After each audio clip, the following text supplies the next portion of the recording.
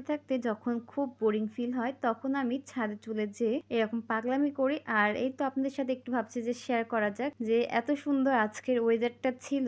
খুবই সুন্দর লাগছিল মাশাআল্লাহ। আজকের ওয়েদারটা অনেক সুন্দর ছিল। তো অনেক ভালো লাগছিল। ভাবলাম যে আপনাদের সাথে একটু ব্লগ শেয়ার করা যাক। তো এই তো ব্লগ শেয়ার করছি। ছাদে এসেছি বিকালবেলা। প্রত্যেকদিনই বিকালবেলা ছাদে আসা হয়। নরমালি এভাবে ব্লগ ভিডিও শেয়ার করা হয় না। তো আজকের আবহাওয়াটা এত সুন্দর ছিল ভাবলাম যে ব্লগ শেয়ার করা যাক। কেননা আজকের আবহাওয়াটা খুবই সুন্দর ছিল আর এত সুন্দর বাতাস হচ্ছিল আর ঠান্ডা একটা আবহাওয়া ছিল, ঠান্ডা পরিবেশ ছিল। যেহেতু কালকে থেকে এত সুন্দর মেঘলা একটা ওয়েদার আর বাতাস হচ্ছে। তো এইদিকে কোনো বৃষ্টি এখনো হচ্ছে না, কিন্তু মেঘলা একটা ওয়েদার, বৃষ্টি নাই। কিন্তু বৃষ্টি হয়তো কখন হঠাৎ করে আসবে বলা যায় না। কিন্তু আকাশে দেখতে পাচ্ছেন কত মেঘ, তাই না? মেঘলা আকাশ দেখতে কার না ভালো লাগে? আমার তো অনেক বেশি ভালো লাগছে। ভাবলাম যে আপনাদের সাথে একটু শেয়ার করি, আপনারাও আমার সাথে একটু দেখে নেন। তো এই তো খুব সুন্দর লাগছিল। বিকালের ওয়েদারটা অনেক সুন্দর ছিল। তো আপনাদের ওদিকে কেমন অবস্থা আকাশের অবশ্যই কমেন্ট করে জানাবেন। কোথায়, কোথায় বৃষ্টি হচ্ছে অবশ্যই বলবেন। আমাদের এদিকে তো বৃষ্টি নেই। আপনাদের দিকে বৃষ্টি হচ্ছে কিনা অবশ্যই কমেন্ট করবেন। তো এদিকে বৃষ্টি নাই কিন্তু বাতাস হচ্ছে, আবহাওয়াটা ঠান্ডায় আছে তো ভালো লাগছে। আর এদিকে আমরা